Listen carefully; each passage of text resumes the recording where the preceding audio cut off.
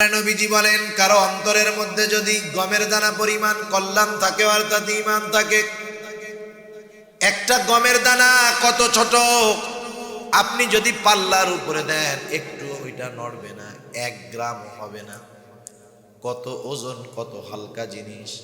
নবীজি বলেন, এই গমের দানা পরিমাণ কল্যাণ যদি কারো অন্তরের মধ্যে থাকে, এতটুকু পরিমাণ ঈমান সহকারে সে যদি দুনিয়া থেকে বিদায় নিতে পারে, এই লোকটা যদি পাপের কারণে আল্লাহর নবী বলেন, আল্লাহ তাআলার কাছে ওই গমের দানা পরিমাণ ঈমানেরও অনেক দাম।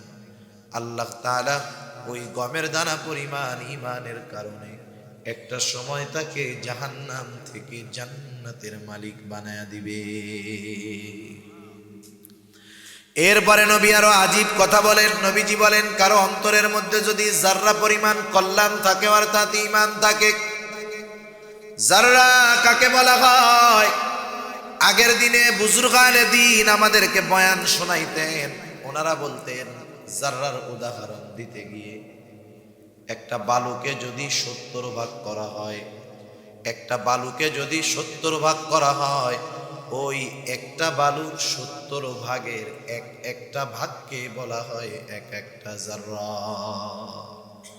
একটা বালু কত ছোট, এরা যদি 70 ভাগ করা হয়, এর কোনো অস্তিত্ব থাকবে? অস্তিত্বই থাকবে না, দেখাও যাবে না, ধরাও যাবে না। সেজন্য যাররার আধুনিক পরিভাষা হলো অণু। অণু খালি চোখে দেখা যায় না, হাত দিয়ে ধরা যায় না। অণু দেখার জন্য অণুবীক্ষণ যন্ত্রের প্রয়োজন। কত ক্ষুদ্র, কত ছোট, যেটা মানুষ দেখতেও পারে না, ধরতেও পারে না। এই পরিমাণ ঈমান যদি কারো অন্তরের মধ্যে থাকে, নবীজি বলেন, এই লোকটা যদি তার পাপের কারণে জাহান্নামী হয়, আল্লাহ তাআলার কাছে ওই যাররা পরিমাণ ঈমানের এত দাম, এত দাম। আল্লাহ তাআলা ওই যাররা পরিমাণ ঈমানের বদৌলতে একটা সময় তাকে জাহান্নাম থেকে জান্নাতের মালিক বানায়া দিবে।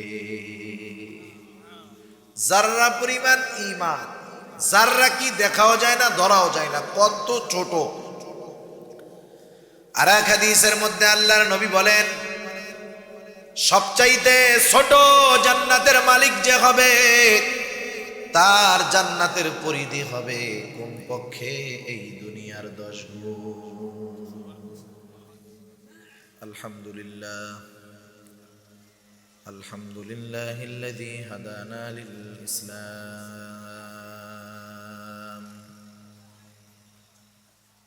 الذي نزل القرآن هدى للناس وبينات من الهدى والفرقان وخلق الإنسان وكرم وعلمه من البيان ما لم يعلم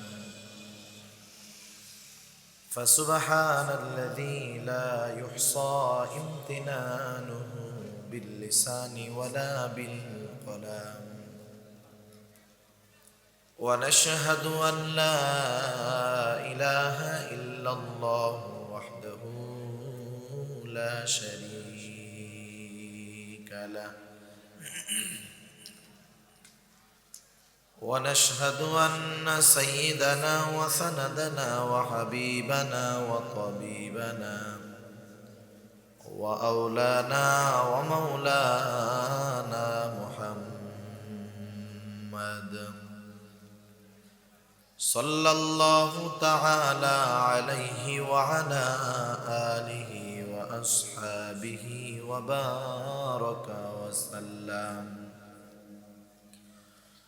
وبارك وسلم تسليما كثيرا كثيرا.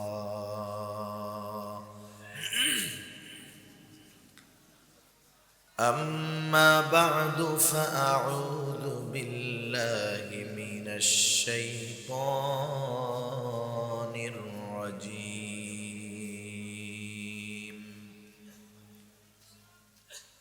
بسم الله الرحمن الرحيم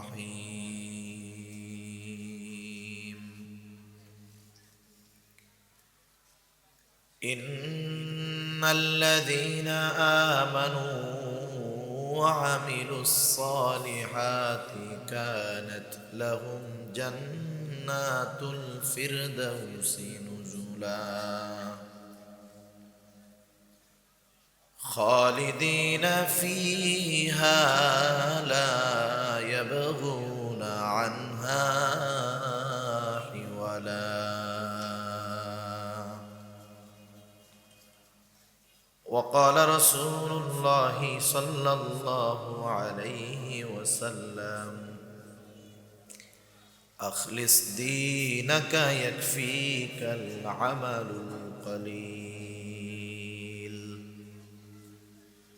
أو كما قال النبي صلى الله عليه وسلم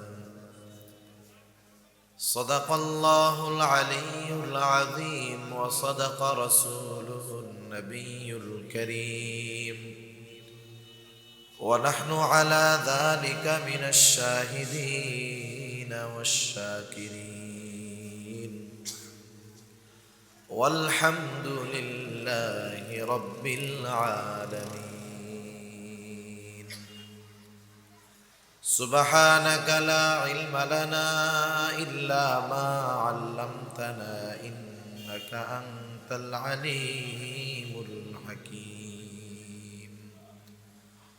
আমরা মোহাব্বতের সাথে জবান খুলে দুরূদ শরীফ পাঠ করি আল্লাহুম্মা সাল্লি আলা মুহাম্মাদিন ওয়া আলা আলি মুহাম্মাদ কামা সাল্লাইতা আলা ইব্রাহিম ওয়া আলা আলি ইব্রাহিম ইন্নাকা হামিদুম মাজিদ اللهم بارك على محمد وعلى آل محمد كما باركت على إبراهيم وعلى آل إبراهيم إنك حميد مجيد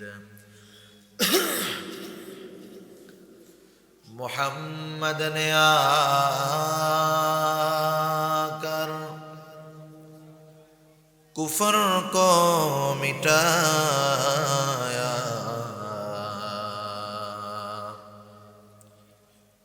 کفر کو مٹا کر صداقت کو بتایا بلغ العلا بکمالہ کشف الدجى بجمالہ حسنت جميع خصاله صلوا عليه وآله لا إله إلا الله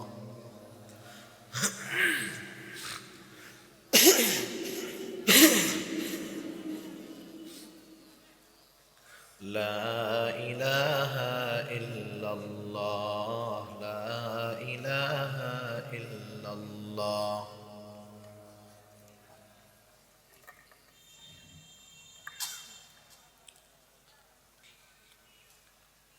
لا إله إلا الله لا إله إلا الله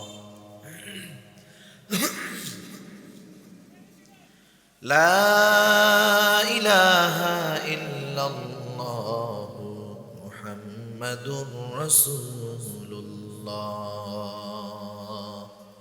صلى الله عليه وسلم الحمد لله ঐতিহ্যবাহী চট্টগ্রাম জেলার অন্তর্গত আনোয়ারা থানাধীন সত্তারহাট ৯ নং পারইকোড়া ইসলাম প্রচার সংস্থার উদ্যোগে আয়োজিত ১৭তম ঐতিহাসিক ইসলামী মহাসম্মেলনের প্রথম দিনের সম্মানিত শ্রদ্ধেয় সভাপতি, আমন্ত্রিত ওলামায়ে কেরাম, সামনে উপস্থিত মুরব্বিয়ানে কেরাম, সমবয়সী যুবক বন্ধু, স্নেহের ছোট ভাই এবং পর্দার অন্তরালে অবস্থানরত সম্মানিতা শ্রদ্ধেয়া মা ও বোন,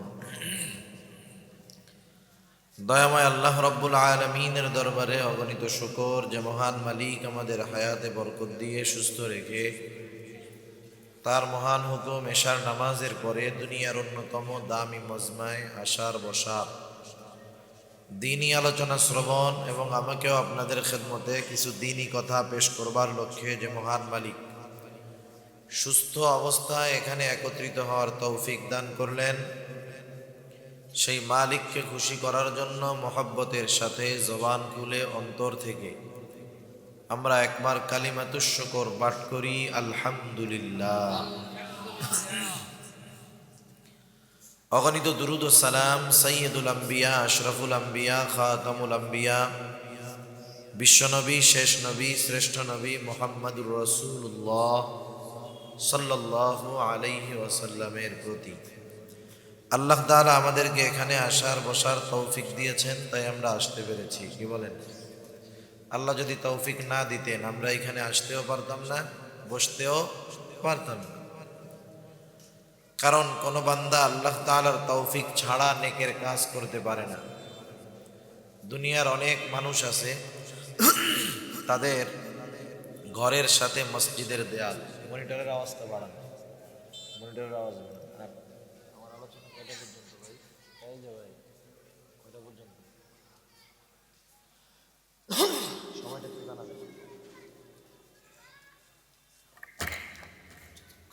না না, সময় জানাই তো, ওইভাবে কথা বলা যাবে না। সময় জানেন 1 ঘন্টা, 8:30 সোয়া 9টা পর্যন্ত।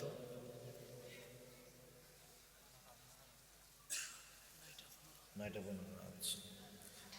দুনিয়ার অনেক মানুষ আছে মসজিদের প্রতিবেশী, মসজিদের আজান ইকামাত ইমাম সাহেবের কেরাত সব তার কানে যায়, কিন্তু এই লোকটা 5 ওয়াক্ত নামাজ বহুত দূরের কথা, জুমার নামাজেও আসে না। এমন লোক আছে না নাই?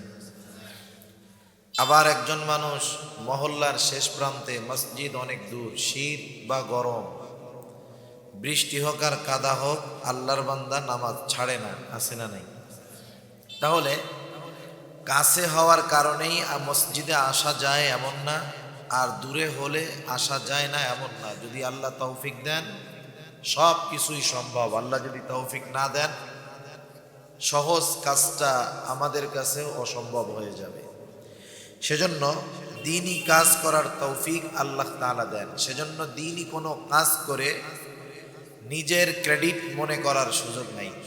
যেমন আমাদের দেশে অনেক মানুষ আমরা আছি, দান সাদকা করার পর সে মনে করে দান করে সে মনে হয় বড় কিছু করে ফেলল, বরং দান করার পরে তার টাকা বা তার শ্রম, তার মেধা, তার বুদ্ধি দ্বীনি কাজে যদি ব্যয় হয় তাহলে তার আল্লাহ তাআলার দরবারে শুকরিয়া আদায় করার দরকার ছিল যে আল্লাহ তাআলা আমার মতো নগণ্য মানুষের টাকা, মেধা, সময়, পরিশ্রম দ্বীনের জন্য কবুল করেছেন। এটা আমাদের জন্য সৌভাগ্যের ব্যাপার, ঠিক না?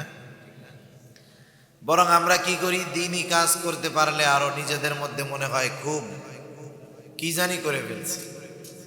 সেজন্য আল্লাহ তাআলার তৌফিকেই আমরা দ্বীনের কাজ করতে পারি। এজন্য আল্লাহ তাআলার কাছে বারবার দ্বীনি কাজে আমরা জানি অংশগ্রহণ করতে পারি সে তৌফিক প্রার্থনা করা। আল্লাহ সুবহানাহু ওয়া তাআলা আমাদের গোটা জিন্দেগিটাকে দ্বীনের আলোকে পরিচালিত করার তৌফিক দান করুক। জোরে বলি আমিন। আমি আপনাদের খেদমতে পবিত্র কোরআনুল কারীমের সূরা কাহাফ থেকে 2টা আয়াত এবং রাসূল আকরাম সাল্লাল্লাহু আলাইহি ওয়াসাল্লামের অগণিত হাদিস থেকে একটা হাদিস পাঠ করেছি।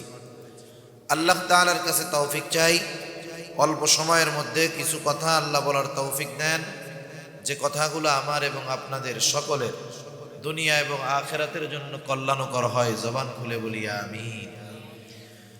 আমি যেই 2টা আয়াত আপনাদের খেদমতে তিলাওয়াত করেছি, এই আয়াতের মধ্যে আল্লাহ সুবহানাহু ওয়া তাআলা তামাম দুনিয়ার সব মানুষকে, যে ধর্মের হোক, যে বর্ণের হোক, যে মতের হোক, যে মতাদর্শের হোক, কালো হোক, ধলা হোক, আরবি হোক আর অনারবি হোক, এক কথায় গোটা দুনিয়ার সব মানুষকে আল্লাহ সুবহানাহু ওয়া তাআলা তার জান্নাতুল ফেরদাউসের মেহমান হওয়ার দাওয়াত দিয়েছেন।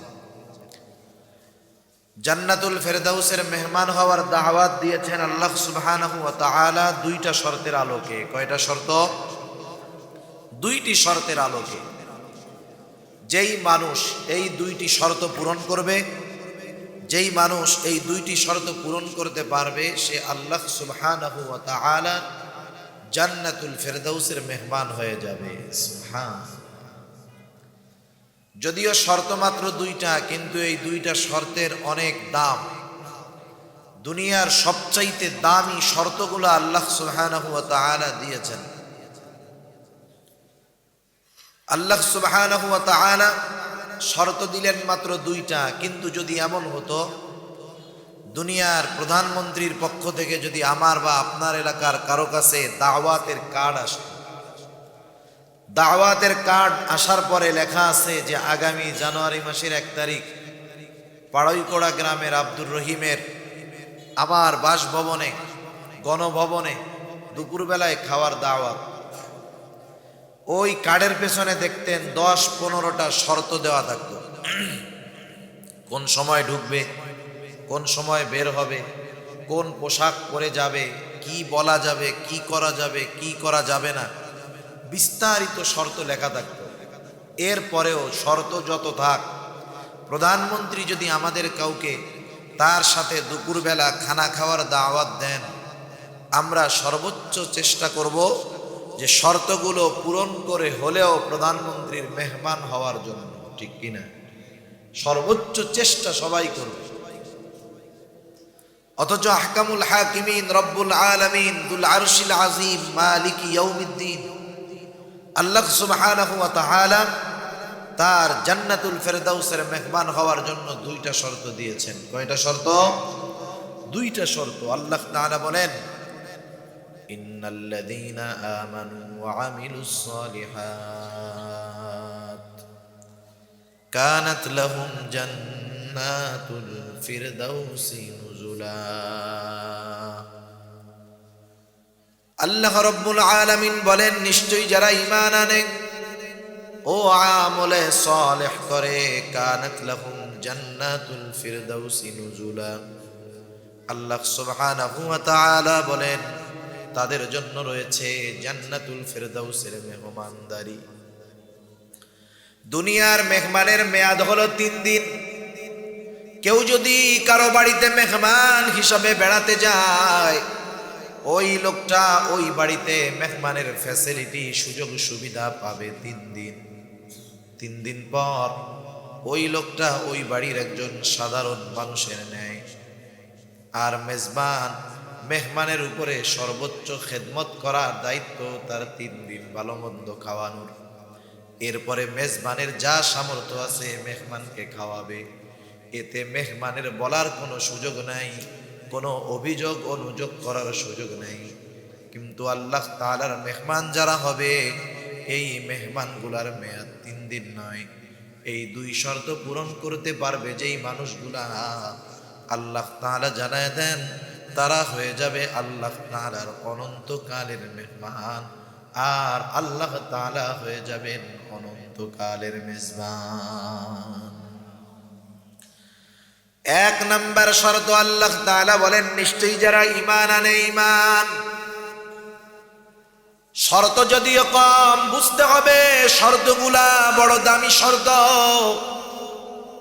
আল্লাহ সুবহানাহু ওয়া তাআলা ঈমান কেন 1 নম্বর শর্ত দিলেন, স্বাভাবিক আমরা বুঝবো। আমি যদি বাজার থেকে 10 টাকার একটা পানি কিনতে যাই বা 100 টাকার একটা পণ্য কিনতে যাই, আমাকে পকেটে নিয়ে কমপক্ষে 100 টাকা নিয়ে বাজারে যেতে হবে। ঠিক না? আমি যদি 100 টাকার কোনো জিনিস কিনতে চাই, কমপক্ষে 100 টাকা নিতে হবে। অনুরূপভাবে কেউ যদি জান্নাতের মেহমান হতে চায়, আল্লাহ তাআলা মেহমান হওয়ার জন্য যেই শর্তগুলা দিলেন, এই শর্তগুলা কমপক্ষে এতটুকু দামি, কমপক্ষে এই শর্তগুলা জান্নাতের চাইতেও দামি শর্ত। জান্নাতের চাইতে দামি শর্ত হলো 1 নম্বরে ঈমান। আল্লাহ সুবহানাহু ওয়া তাআলা এমন দামি এক শর্ত দিলেন, কত দামি! এ দুনিয়াতে আল্লাহ তাআলা আমাদেরকে অজস্র অগণিত নিয়ামত দান করেছে। রাসূল আকরাম সাল্লাল্লাহু আলাইহি ওয়াসাল্লাম জানায় দিয়েছেন, আল্লাহ তাআলাও বলেন, ওয়া ইন তাউদ্দু নি'মাতাল্লাহি লা তুহসুহা। আল্লাহ রাব্বুল আলামিন বলেন, তোমরা যদি আল্লাহর নিয়ামত সমূহ গণনা করো, হিসাব করতে পারবা না। কত নিয়ামত আল্লাহ দিয়েছে। দুনিয়াতে নিয়ম কি? দুনিয়ার নিয়ম হলো বাজারে যেটা বেশি পাওয়া যায় সেটার দাম কম, ঠিক না? যেমন উদাহরণস্বরূপ স্বর্ণ একটা দামি বস্তু। এক ভরি স্বর্ণের দাম ৭০,০০০ টাকা, আর ১ কেজি লোহার দাম ৪০ অথবা ৫০ টাকা। লোহা এত কম দাম, স্বর্ণ এত বেশি দাম হওয়ার কারণটা কি? লোহা কম দাম হওয়ার অন্যতম কারণ হলো লোহা সব জায়গায় পাওয়া যায়, অ্যাভেলেবেল পাওয়া যায়। আর স্বর্ণ বেশি দামি হওয়ার কারণ হলো স্বর্ণ সব জায়গায় পাওয়া যায় না। স্বর্ণ একটা দুষ্প্রাপ্য বস্তু। যে কোনো দোকানে স্বর্ণ পাওয়া যায়, যে জায়গায় খুশি পাওয়া যায় না, কিন্তু লোহা ঘরে বাইরে দোকানে ছড়ায় ছিটায় পড়ে থাকে। এখন যদি বিষয়টা এমন হতো যে স্বর্ণ লোহার মতো সব জায়গায় পাওয়া যায়, আর লোহাটা স্বর্ণের মতো সব জায়গায় পাওয়া যায় না, দুষ্প্রাপ্য বস্তু, তাহলে অবস্থার পরিণতি উল্টা হয়ে যেত। স্বর্ণের কেজি হতো ৪০ টাকা, আর লোহার ভরি হয়ে যাইত ৭০,০০০ টাকা। স্বর্ণ দামি হওয়ার মূল কারণ এটা দুষ্প্রাপ্য একটা বস্তু। সোজা কথায় বাজারে যেটা সব জায়গায় সবখানে সহজে পাওয়া যায়, এটার দাম কম থাকে। আবার ওই জিনিসটাই যখন বাজারে কম পাওয়া যায়, দাম বেড়ে যায়, ঠিক কিনা বলেন? কারণ মাঝে মধ্যে আমাদের দেশে ২০ টাকার পেঁয়াজ কিন্তু ৩০০ টাকা হয়ে যায়। কারণ কি? কারণ হলো এই পণ্যটাকে সংকট ফালায় দেওয়া হয়। বাজারে সাপ্লাই যখন কম হয়, এই ২০ টাকার পেঁয়াজ ৩০০ টাকা কেজি হয়ে যায়। স্বাভাবিক ব্যাপার এটা। কিন্তু আল্লাহ প্রদত্ত নেয়ামতের ব্যাপারটা এমন নয়। আল্লাহ তাআলার নেয়ামত অনেক, সব জায়গায় পাওয়া যায়, অনেক নেয়ামত। এই জন্য আল্লাহ তাআলার কোনো নেয়ামত কম দামি বিষয়টা এমন নয়, বরং আল্লাহ তাআলা দয়া মায়া করে, মোহাব্বত করে, ভালোবেসে দামি দামি প্রয়োজনীয় নেয়ামতগুলা বিনা টাকায় বিনা চাওয়ায় সহজে আমাদেরকে যিনি দেন, বলেন তো তিনি কে? কত দামি দামি নেয়ামত একবারে অল্পতে আল্লাহ দান করেন। অনেক নেয়ামত আছে। সচরাচর মনে করেন মানুষের বেঁচে থাকার জন্য ১ নাম্বার হায়াতের প্রয়োজন। কারণ আল্লাহ তাআলা মায়ের গর্ভে থাকতে একটা মানুষ দুনিয়াতে কতদিন বাঁচবে এর একটা লিমিটেশন আল্লাহ তাআলা দিয়ে দিয়েছেন। এরপরেও মানুষ দুনিয়াতে বেঁচে থাকতে কিছু জিনিসের প্রয়োজন হয়, যা ছাড়া সে বাঁচতে পারে না। যেমন প্রতিনিয়ত আমরা অক্সিজেন গ্রহণ করি। অক্সিজেন যেটা শ্বাস নেই এটা হলো অক্সিজেন, যেটা ছাড়ি ওইটা কার্বন ডাই অক্সাইড। অক্সিজেন ছাড়া, শ্বাস নেওয়া ছাড়া আপনাদের এলাকায় ২, ৪, ১০ জন লোক বেঁচে আছে, এমন লোক আছে নাকি আপনাদের এলাকায়? আছে? অক্সিজেন ছাড়া আপনাদের এলাকায় নাই, গোটা চট্টগ্রামে আছে, গোটা দুনিয়ার মধ্যে পাওয়া যাবে। কিন্তু এই অক্সিজেন সহজে পাওয়া যায়, কত দামি সম্পদ। আপনি আমি যদি ২-৩ দিন খাবার নাও পাই, পানি পান করে বেঁচে থাকা যাবে, কিন্তু এই অক্সিজেন যদি ৫ মিনিট না পাওয়া যায়, দুনিয়ায় থাকা যাবে না, মৃত্যুবরণ করতে হবে। তাইলে খাবার দাবার ধন দৌলত এগুলার চাইতে দামি সম্পদ কিন্তু অক্সিজেন। ৫ মিনিট নাই মানে দুনিয়ার সব শেষ। অথচ এই দামি নেয়ামত কত সহজে আল্লাহ দিলেন। বাজারে পাওয়া যায়, ঘরে পাওয়া যায়, যেখানে যাওয়া হয় সেখানেই পাওয়া যায়।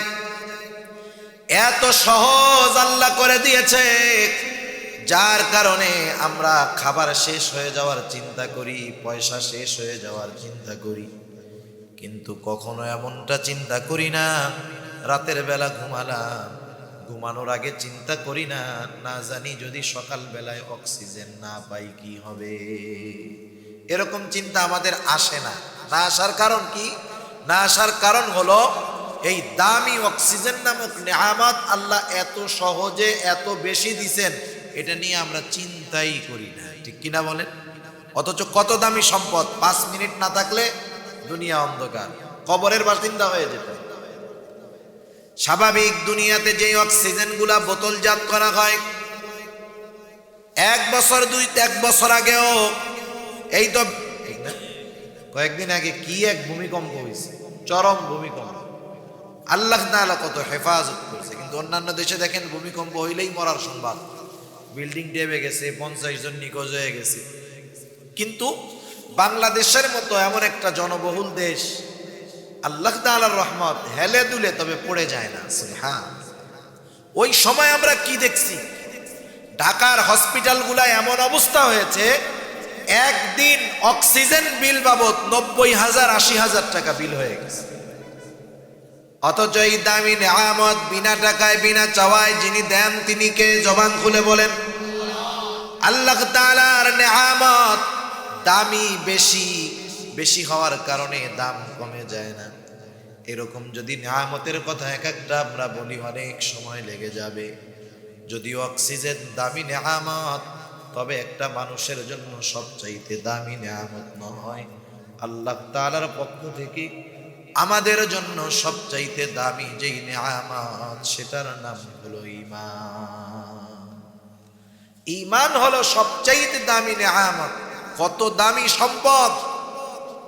বাজারে যখন আমরা কিছু কিনতে যাই, ক্রয় বিক্রয় আমাদের দেশে সাধারণত 3টা পদ্ধতিতে হয়। কয় পদ্ধতিতে? 3 পদ্ধতিতে বেচা কেনা হয় আর কি। 1 নাম্বার পদ্ধতি হলো সংখ্যার ভিত্তিতে, 2 নাম্বার হলো ওজনের ভিত্তিতে, 3 নাম্বার হলো পরিমাপের ভিত্তিতে। যারা বুঝেন নাই একটু বুঝবেন, শুনেন। 1 নাম্বার পদ্ধতি হলো সংখ্যার পদ্ধতিতে।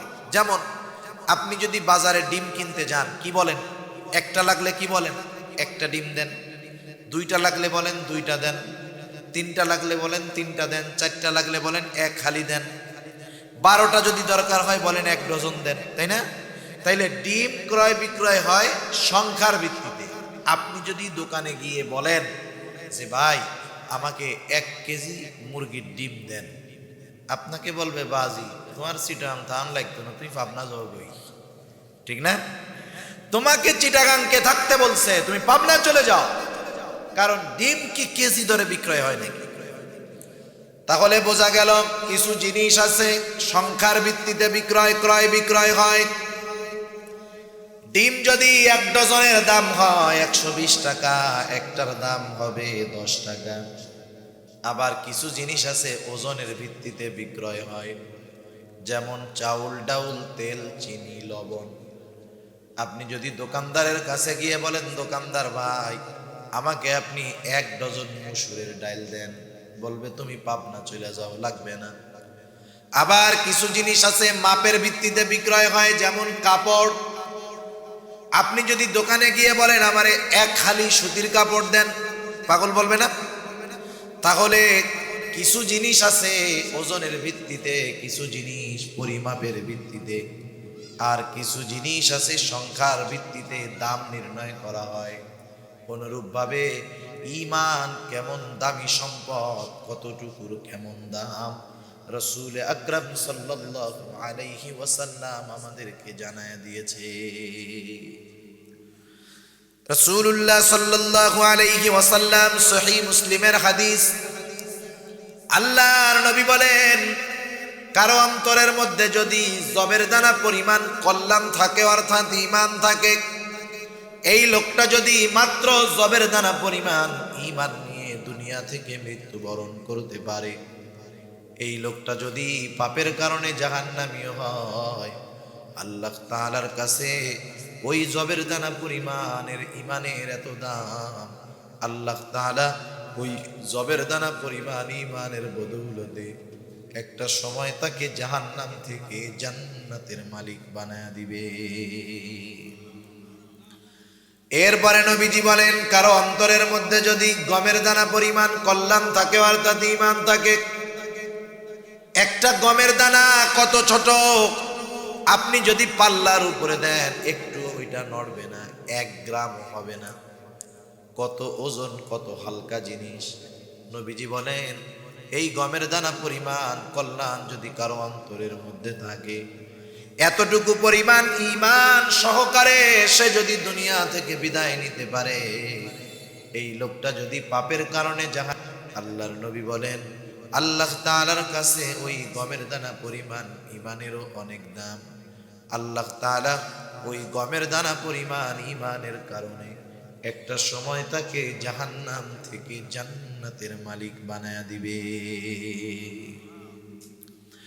এরপরে নবী আরো আজীব কথা বলেন। নবীজি বলেন কারো অন্তরের মধ্যে যদি যাররা পরিমাণ কল্যাণ থাকে অর্থাৎ ঈমান থাকে। যাররা কাকে বলা হয়?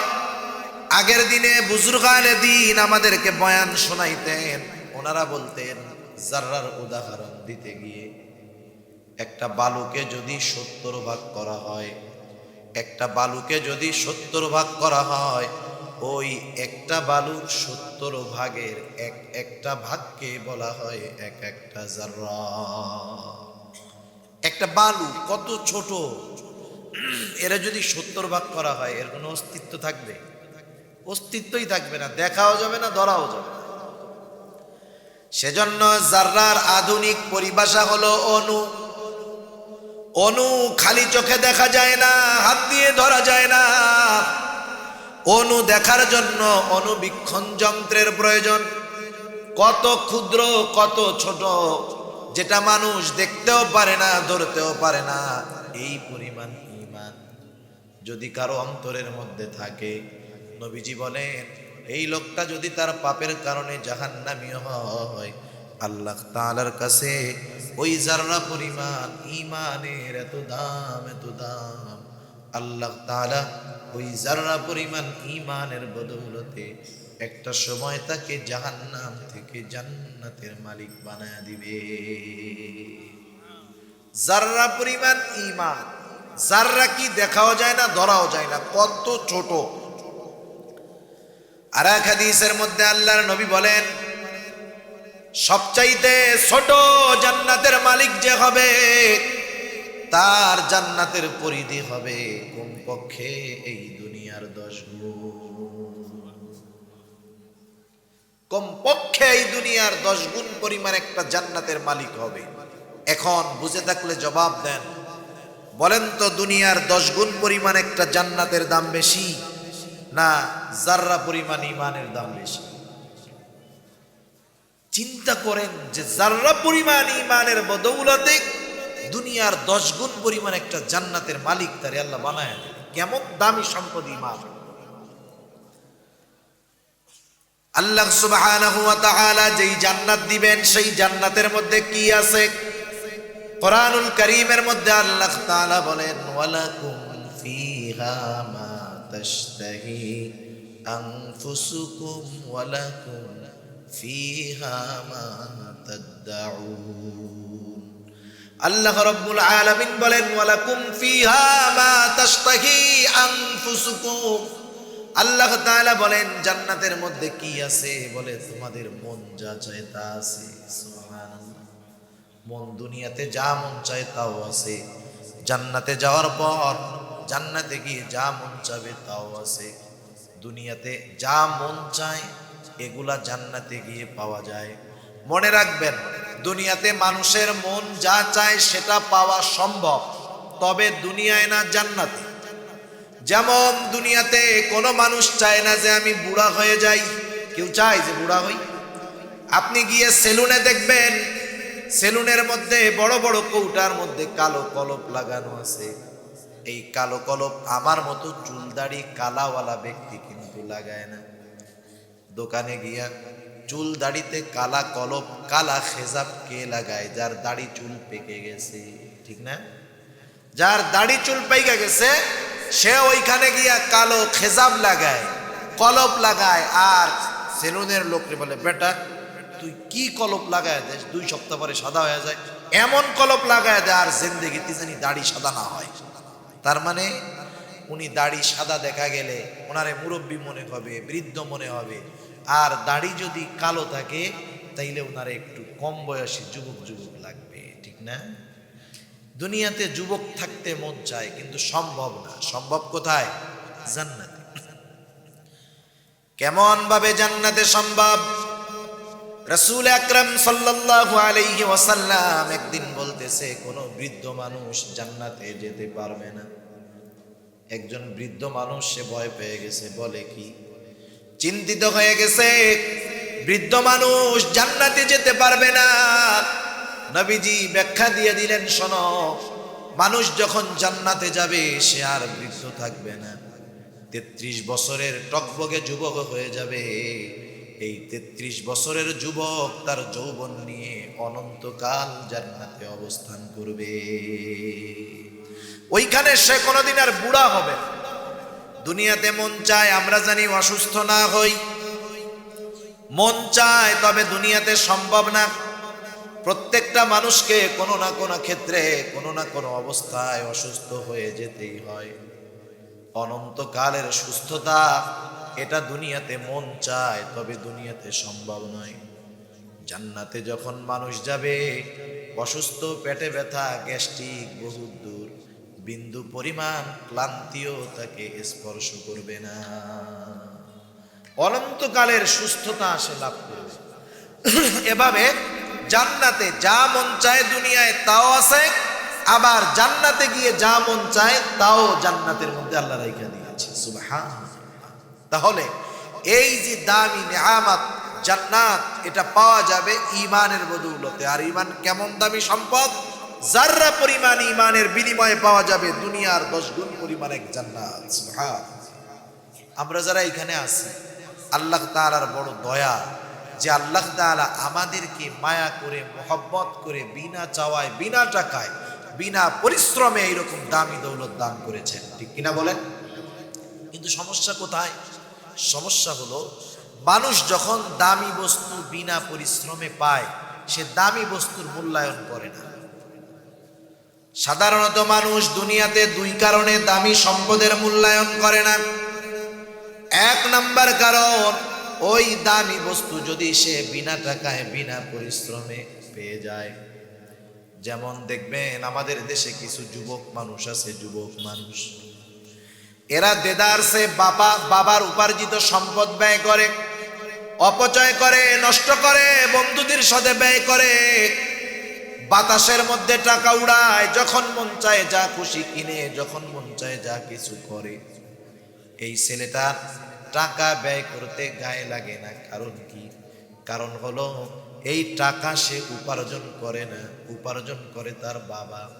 কিন্তু যেই বাবা কষ্ট করে, শ্রম করে, পরিশ্রম করে সম্পদ উপার্জন করে, ওই বাবার প্রতিটা টাকা ব্যয় করার সময় কিন্তু চিন্তা হয়, টেনশন হয়, পেরেশান হয়। আর সন্তান সে ব্যয় করার সময় চিন্তা করে না। কারণ এই দিদার সে ভাঙতেছে কেন? কারণ এই সম্পদ উপার্জন করতে তার কোনো কষ্ট হয় নাই, বিনা পরিশ্রমে পেয়ে গেছে সম্পদ।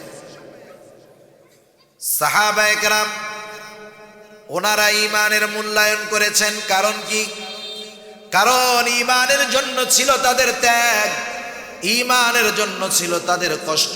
কেউ ঈমানের জন্য সম্পদ ছেড়েছে, কেউ ঈমানের জন্য বাড়ি ছেড়েছে, কেউ ঈমানের জন্য কলিজার টুকরা সন্তান মা বাবাকে ছেড়েছে। এই মানুষগুলা যখন সব কিছু ছেড়ে ঈমানকে গ্রহণ করেছে, তামাম দুনিয়াও যদি তাদের সামনে দেওয়া হয়, ওই মানুষগুলা দুনিয়াকে লাথি মেরে ঈমানকেই তারা গ্রহণ করেছে। সাহাবাদের হাজারো ত্যাগের ঘটনা আমাদের সামনে আছে। আব্দুল্লাহ ইবনে হুযাফা রাদিয়াল্লাহু তাআলা আনহু রাসূল আকরাম সাল্লাল্লাহু আলাইহি ওয়াসাল্লামের একজন সাহাবী আব্দুল্লাহ, খলিফাতুল মুসলিমিন হযরত ওমর রাদিয়াল্লাহু তাআলা আনহুর সময় রোমদের সাথে মুসলমানদের সর্বপ্রথম সরাসরি যুদ্ধ জিহাদ অনুষ্ঠিত হয়।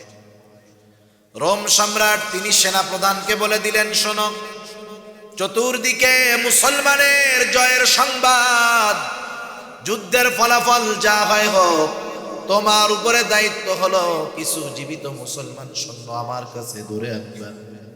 আমি একটু দেখতে চাই, পরীক্ষা করতে চাই মুসলমানেরা যে ঈমানের জোরে বড় বড় শক্তির বিরুদ্ধে জয়লাভ করে, আমি একটু তাদের সেই ঈমানের পরীক্ষাটা গ্রহণ করতে চাই। যুদ্ধ শুরু হয়ে গেল। ঘটনাক্রমে মুসলমানদের একটা কাফেলা আটক হয়ে গেল কাফেরদের হাতে। বন্দী মুসলিম সৈন্যদেরকে রাজধানীতে পাঠায় দেওয়া হলো বাদশাহর আদেশে। পরের দিন সকাল বেলায় বাদশাহর সামনে তাদেরকে হাজির করা হলো। রাজ দরবারের মধ্যে লোকে লোকারণ্য।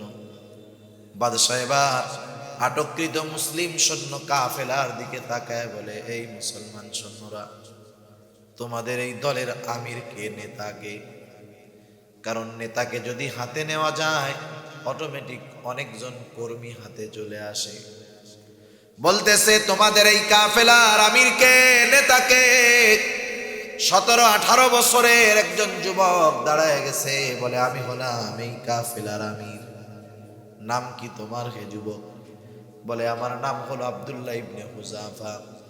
চমৎকার ভাবে এই ঘটনাটা সিরাতের কিতাব, ইতিহাসের কিতাব আল বিদায়া ওয়ান নিহায়ার মধ্যে লেখা আছে।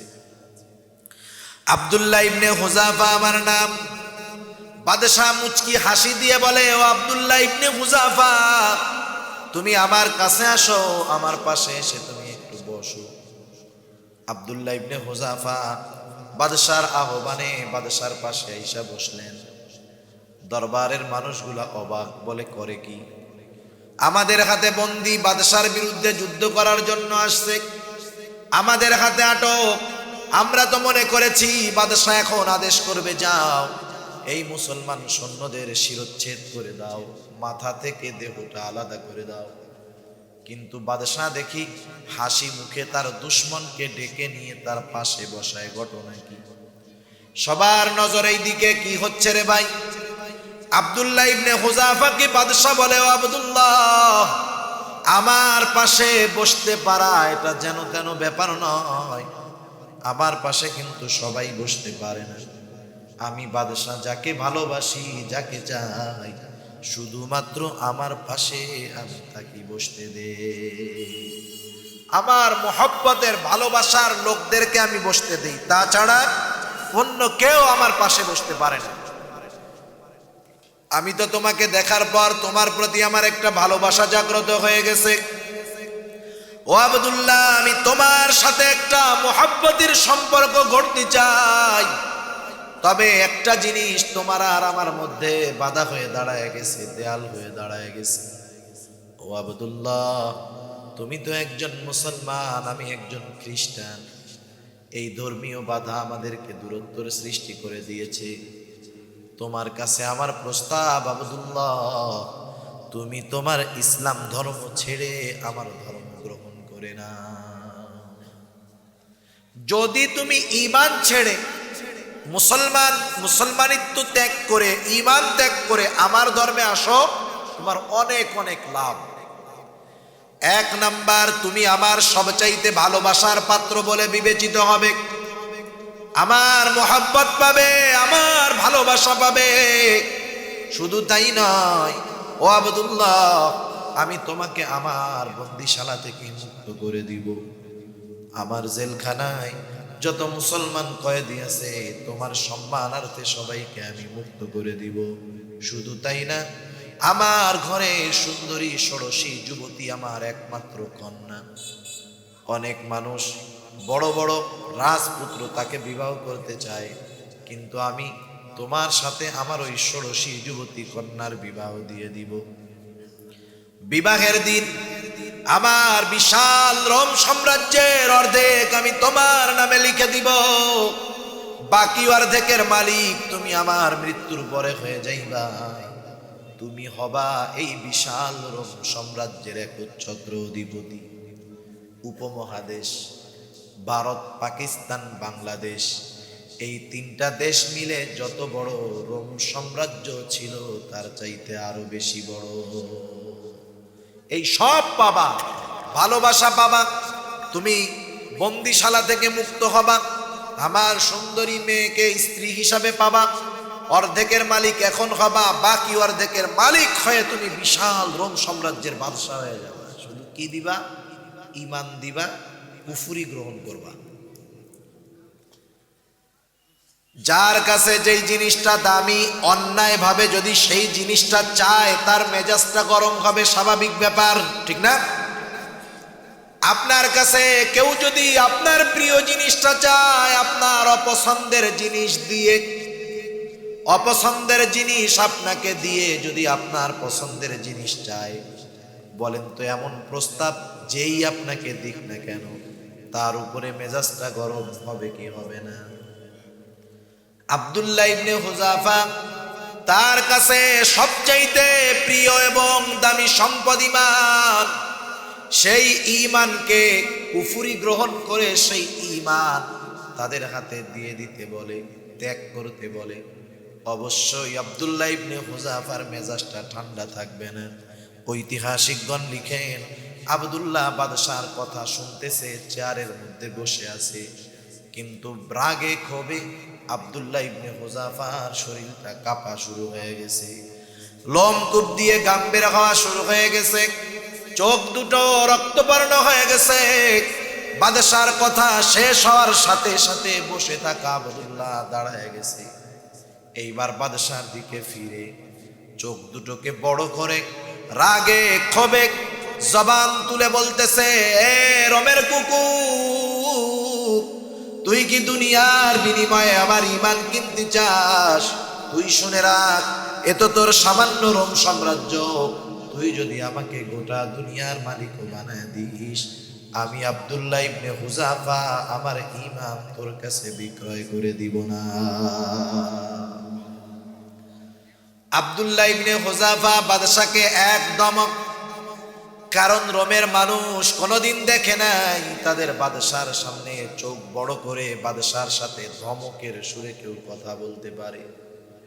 মানুষ যেটা কখনো দেখে নাই, যেটা কখনো শুনে নাই, যেটা কখনো কল্পনা করে নাই, যেটা কখনো চিন্তাও করে নাই, এমন জিনিস যদি দেখে শোনে, অবশ্যই অবশ্যই মুহূর্তের জন্য সে হতবাক হয়ে যায়। ওরা কোনোদিন দেখে নাই যে বাদশারে কেউ ধমক দিয়ে কথা বলে, বাদশার প্রস্তাব কেউ কোনোদিন ফিরায় দেয়। রোমের মানুষ কোনোদিন দেখে নাই, একবারে এক ধমকে পুরা দরবার ঠান্ডা হয়ে গেছে, সব চুপ। কি হয়ে গেল? বাদশার আগে ক্ষোভে অন্দর মহলে চলে গেছে, ভেতরে গিয়ে আদেশ পাঠায়, আব্দুল্লাহ ইবনে হুযাফার কত বড় সাহস, আমি রোম সম্রাটের প্রস্তাব ফিরিয়ে দেয়, আমার কণ্ঠস্বরের উপরে বড় গলায় কথা বলে, ঈমানের দাম দেখায়, পাওয়ার দেখায়, আমি ওর সর্বশেষ দেখে ছাড়বো ওর ঈমানের বাহাদুরি কতক্ষণ টিকে থাকে। আটকায় দাও ওকে জেলখানার মধ্যে। বাদশার আদেশ, জেলখানার মধ্যে আটকায় দেওয়া হলো। আবার বাদশাহ আদেশ দিল, খানাও দিবা না, পানিও দিবা না।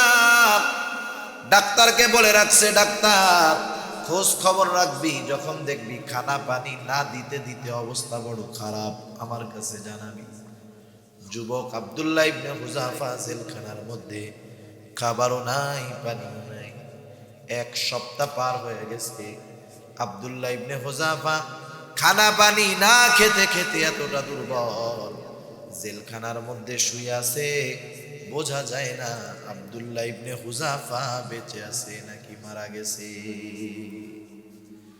আমরা এক বেলা দুই বেলা না খাইলে তৃতীয় বেলা জান শেষ।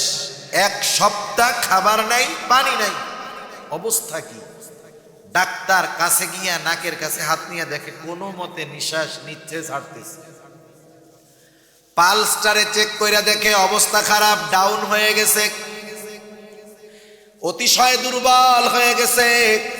এখন যদি খানা পানি না দেওয়া হয়, যে কোনো মুহূর্তে মুহূর্তে বড় বিপদের আশঙ্কা রয়েছে। ডাক্তার চলে গেছে বাদশাহর কাছে, গিয়া বলে, বাদশাহ নামদার, আব্দুল্লাহ ইবনে হুযাফার অবস্থা বড় খারাপ, এখন যদি খানা পানি না দেওয়া হয় মারা যেতে পারে। ডাক্তার বলে, যাও আব্দুল্লাহ ইবনে হুযাফার জন্য খাবার এবং পানি নিয়ে যাও, তবে খাবার নিবা, কারণ এটা হারাম খাবার। বাদশাহ তাওরাতের আলেম ছিল, বাদশাহ জানে যে দুনিয়ার খাবার যদি কেউ না খায় দৈহিকভাবে দুর্বল হয়, আর যদি কাউকে হারাম খাবার খাওয়ানো যায় ঈমানের দুর্বলতা প্রকাশ পায়। ঈমানের বিষয়টা হলো এরকম, প্রকৃত মুমিন যখন কঠিন পরীক্ষায় পড়ে, তার পরীক্ষার কঠোরতা যত বাড়ে ঈমানি শক্তি তার তত বাড়ে। সুবহান। আব্দুল্লাহ ইবনে হুযাফার উপরে ঈমানের জন্য দৈহিক টর্চার চলতেছে ঠিক, কিন্তু ঈমানের পাওয়ার বাড়তেছে, ঠিক কিনা? আবার ডাক্তার বলে দিছে, যাবার পরে যখন খাবার সামনে দিবা, ডাক্তার বলে দিবা খাবার কিন্তু শুয়ারের গোশত আর মদ মেশানো পানি, এটা তাকে জানায় দিবা।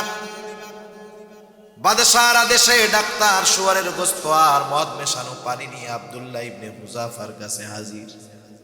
কারণ আব্দুল্লাহ ইবনে হুযাফার অবস্থা এতটা খারাপ, এখন যদি খানা পানি না খায় মারা যেতে পারে। পবিত্র কোরআনুল কারীমের সূরা মায়েদার মধ্যে আল্লাহ জানায়া দিয়েছেন, যদি কোনো মানুষের পরিস্থিতি এমন হয়ে যায়, সে এমন একটা জায়গায় গেল যেই জায়গায় হালাল খাবারও নাই, পানিও নাই, ব্যবস্থাও নেই, লোকটা এমন এক অবস্থা, না খেয়ে মারা যাওয়ার মতো অবস্থা। এমত অবস্থায় জীবন বাঁচানোর জন্য কেউ যদি প্রয়োজন অনুপাতে যতটুকু না হলেই নয় এতটুকু হারাম গ্রহণ করে জীবন বাঁচানোর জন্য, এটা তার জন্য দোষের কিছু নয়। যখন জীবন শেষ মুহূর্তে, ওই সময় জীবন বাঁচানোর জন্য হালাল খাবার না থাকলে যেটুকুর খেলে জীবন বাঁচবে, পান করলে জীবন বাঁচবে, ওইটুকু হারাম গ্রহণ করার অনুমতি অবস্থা সাপেক্ষে ইসলাম দিয়েছে, ঠিক না?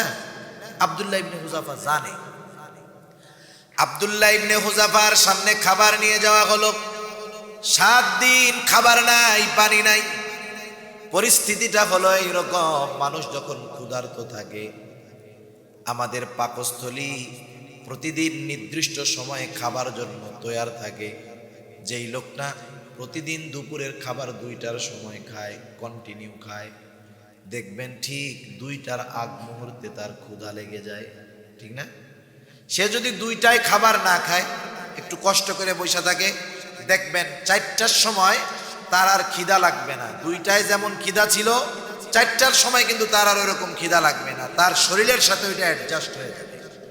তবে তার সামনে যদি ওই মুহূর্তে খাবার এনে দেওয়া হয়, পাকস্থলী আবার হা করে বসবে, খা খা, তখন আবার খাবার তীব্রতা, খাবার চাহিদা, ক্ষুধা বেড়ে যাবে।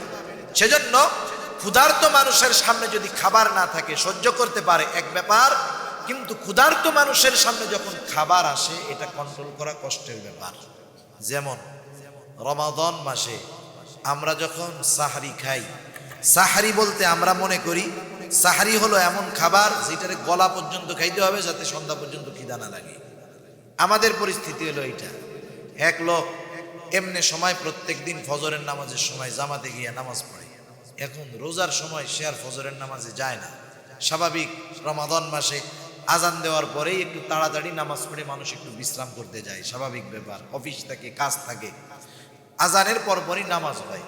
এখন লোকটা যখন রমাদান মাসে, রোজার মাসে রোজা রাখে, নামাজ পড়ে না, ইমাম সাহেব চিন্তা করে কি ব্যাপার, আমার এই মুসল্লি অন্য সময় ফজরের নামাজ বাদ দেয় না, আর এখন এই রোজার দিন ফজরের নামাজে আসে না, কাজটা তো ভালো না। এখন মুসল্লিকে জিজ্ঞাসা করতেছে, কি ব্যাপার ভাই, আপনি রোজার মাস রোজা রাখেন কিন্তু ফজরের নামাজ মসজিদে আসেন না কেন? কয় হুজুর, আমি হলো সেহরি এমন খাওন খাই একবারে গলা পর্যন্ত, পানি আর খাবার দিয়া গলা পর্যন্ত। আপনারা তো রোজার মাস তাড়াতাড়ি নামাজটা পড়েন, আমি যদি আপনাদের সাথে নামাজ পড়তে আসি, রুকু দিলে সব আউট হয়ে যাবে, গলা দিয়া বের হয়ে যাবে, ওই ভয়ে আমি নামাজটা একটু পরে পড়ি। যতই খাওয়া হোক পেট ভইরা, জোহরের নামাজের সময় দেখবেন জোহরের নামাজের পর একদল মুসল্লি নামাজটা পড়ে মসজিদের মধ্যে একবার ডাইন কাতে হয় একবার বাম কাতে হয়, ঘোরে খালি গড়াগড়ি করে, মাগার ঘুম আসে না, ঠিক না? জিজ্ঞেস করবেন কি হয়েছে, রে বেলা বড় বেশি রে, খিদে লেগে গেছে। আবার আর একদল দেখবেন আসরের নামাজের পরে খালি উস্কু খুস্কু করে। আসরের নামাজের পরের সময়টা খুব ধীর গতিতে যায়, রোজার মাসে বিশেষ করে খুব ধীর গতিতে যায়, তখন মনে হয় 60 সেকেন্ডে 1 মিনিট, কিন্তু ইফতারির আগের 1 ঘন্টার প্রতি মিনিট মনে হয় 200 সেকেন্ড করে হইতেছে, সময় যায় না। 5 মিনিট আছে আজানের, ইফতার রেডি, কিন্তু এই 5 মিনিট মনে হয় 5 ঘন্টা, ঠিক না? আবার দেখেন তখন ক্ষুধার তীব্রতা থাকলেও বাধা থাকার কারণে খাওয়া যায় না। সামনে সুন্দর মতো রুহ আফজা দিয়া, ইউসুফ গুলের বসি দিয়া 3 লিটার বোতলের মধ্যে, জগের মধ্যে শরবত, যখন খাবারটা সামনে তখন কি মনে হয়? মনে হয় 3 লিটার শরবত আমার একার জন্যই যথেষ্ট। যখন খাবারের অনুমতি, আজান দেওয়া হয়, 1 সেকেন্ডও বিরতি নাই, সাথে সাথে কাপুস কুপুস খাওয়া শুরু, ঠিক না? সেজন্য ক্ষুধা যখন থাকে, খাবার নাই এক ব্যাপার, খাবার যখন সামনে আসে ওই যে খালি কি আজান দেয় না, যায় না কেন চাই। এটা মানুষের সহজাত একটা অভ্যাস, আল্লাহ প্রদত্ত বিষয়। খাবার আসলে সামনে, ক্ষুধা থাকলে যাই আসুক সেটা ভালো লাগে। আব্দুল্লাহ ইবনে হুযাফার সামনে খাবার দেওয়া হলো, সুঘ্রাণময় খাবার। যখন খাবারের জন্য সে তৈয়ার, বলা হলো আব্দুল্লাহ একটু শুনে নাও, খাবারটা কিন্তু শুয়ারের গোশত, পানি হলো মদ মেশানো পানি। সামনে হাত বেড়ে গেছে, আবার পেছনে হাত চলে আসছে। আব্দুল্লাহ ইবনে হুযাফা এবার ডাক্তারকে বলে, ডাক্তার এ খাবার আমার সামনে থেকে সরায় ফেল, লাথি মেরে সরায় ফেলবো, যদি না সরাও মনে রাখিস আব্দুল্লাহ ইবনে হুযাফা জীবন দিয়ে দিবে, তবু হারাম খাবার ঠোঁটে লাগাবে না। ডাক্তার চলে গেছে বাদশার কাছে, গিয়ে বলে বাদশাহ অবস্থা বেগতিক, খাবার তো খায় না, কোথার থেকে শক্তি আসলো বুঝলাম না।